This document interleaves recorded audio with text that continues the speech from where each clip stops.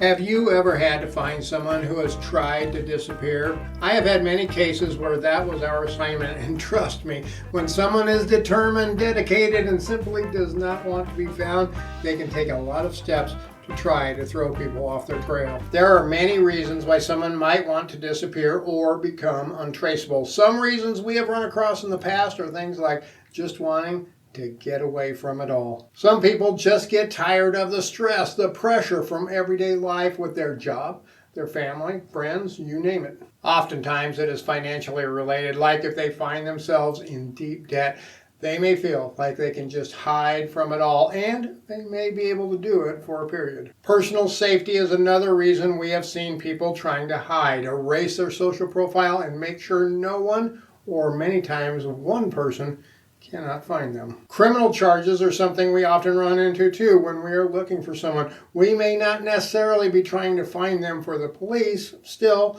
we may find out in our missing persons investigation that they have some serious charges, which may be why they have decided to disappear or go on the lam. And then there is the desire for anonymity in this ever-growing era of digital technology. Sometimes people just wish to disappear simply to reclaim their privacy. This video is sponsored by OREP Insurance and Working PI Magazine. OREP is a leading provider of private investigator liability insurance.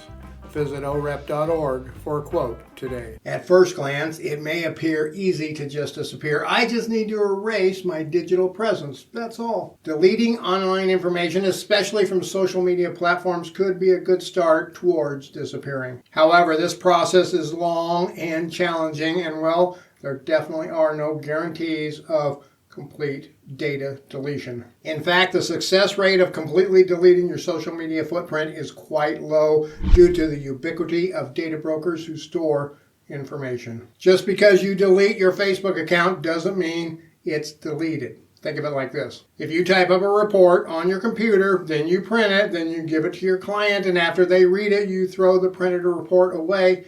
Is it completely gone? Well, no. First, it's just sitting there in the trash can. Anyone could happen by and see it and take it out and read it. And if the trash truck comes by and takes it away with all the other trash, well, now it will end up in the trash heap at the local landfill. And in all reality, up to a certain point, it still is in existence. That is kind of like your Facebook account. When you delete it, well, it is still there. It sits for a while in the trash can and then goes off to the landfill after a certain amount of time. But unlike that piece of paper, it will not get destroyed because of the elements. In fact, it may sit there on that server forever or be archived to another server and sit there forever. And then there is the computer, cell phone, tablet, or whatever device you wrote your report on.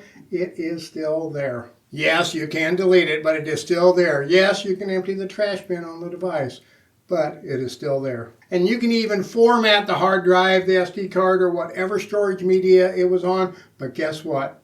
Yep, it still exists in some form in most cases. There are companies out there that do computer forensics with all of the latest and the greatest software and hardware systems that can recover deleted and even overwritten data from most electronic media today. So what many people do as part of their plans to disappear rather than trying to eliminate their social media footprint is to dilute those accounts with false information. They do this to throw people off their trail, and many times it works, even if only for a short period of time. They may post pictures and stories of countries or places they want to travel to that are far, far away. Then they post possible planning itineraries for those places and discuss the costs and benefits of different types of travel, such as going by plane, train, or driving. Then they suddenly disappear.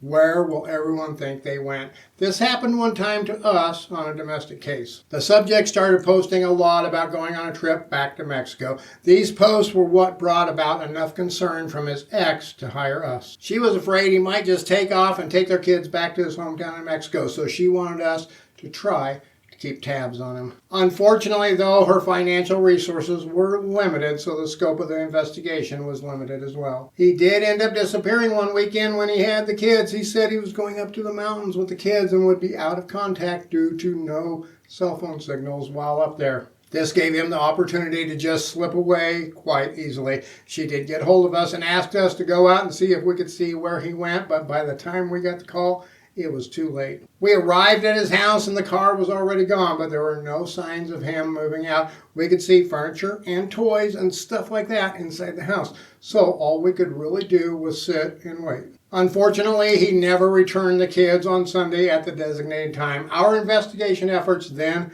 increased as well. The client contacted law enforcement. Our initial thoughts were that he probably headed for the border where we couldn't trace or follow him, but my gut instinct gave me considerable hesitation. I started going through all of the data that we had compiled regarding his social media accounts, and I noticed one person who always liked and commented on posts of his with photos of the kids. This account belonged to his mother, and in reviewing her posts, I noticed some that discussed how excited she was about her grandkids coming to visit. But there were no details, and those posts suddenly stopped a few weeks prior to him disappearing. We hired a PI in Texas to go check things out at his mom's house, and lo and behold, there was his car, his kids, and the subject himself. Now, this one ended on a good note. We discovered he had a job lined up there and was planning on just relocating and staying under the radar. We got law enforcement involved who helped reunite the kids with mom, and the client was able to get his parenting time strictly limited after that. Another fake trail we have seen similar to fake social media posts is using email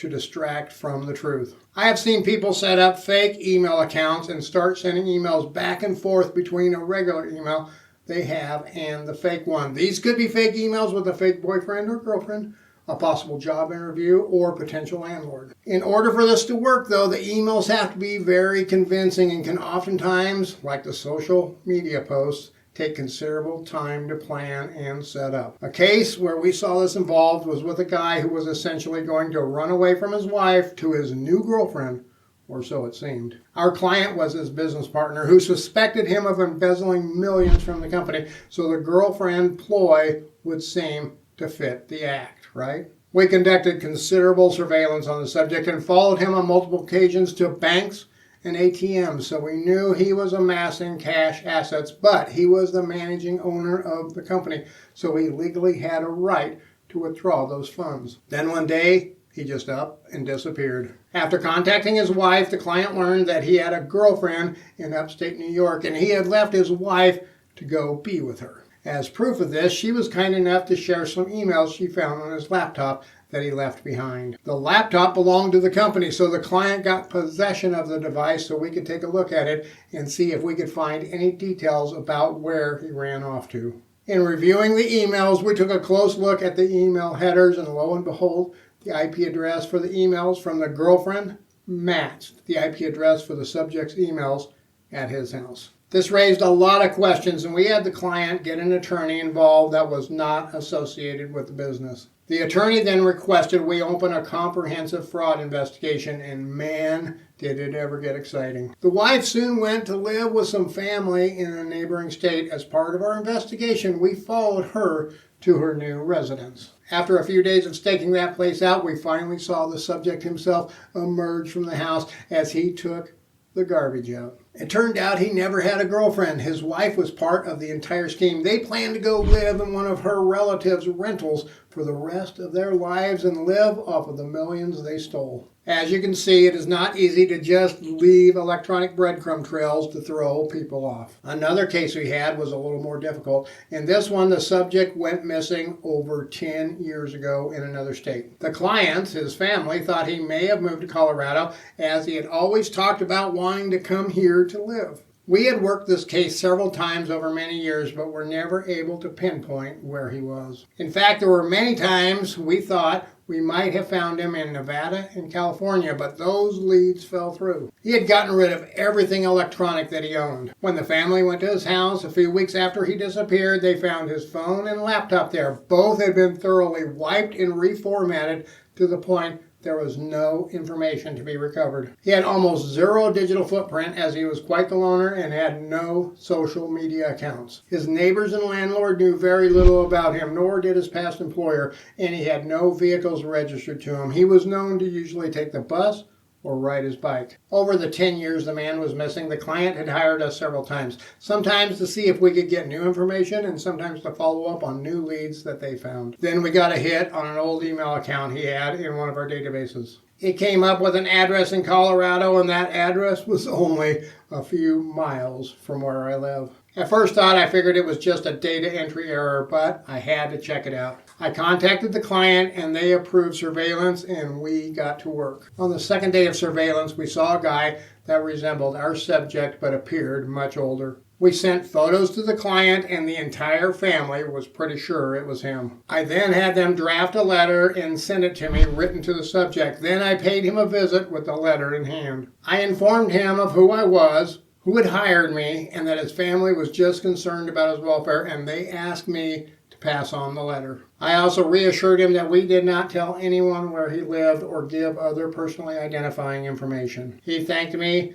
and said to let them know he was okay and that he just wanted to be left alone. I passed the information on to the family, who fully understood. They also inquired if we could do periodic welfare checks just to make sure all is well, which we do for them from time to time. These welfare checks do not include contact with him. It is surveillance at a distance, and once we get eyes on him, we call it off and report his status back to the family. I determined that the big trigger for his old email account going active was most likely tied to his Social Security account. That activity started shortly after his birthday when he became eligible to retire, and in speaking with him, I was able to ascertain that he had indeed retired. He probably had used that email account at one time to set up his Social Security account online. As you can see, it is not all that easy to just disappear, and at best it is usually just for a limited time. But it is pretty easy to learn some tips, tricks, and advice about being a private investigator, so you should check out this video.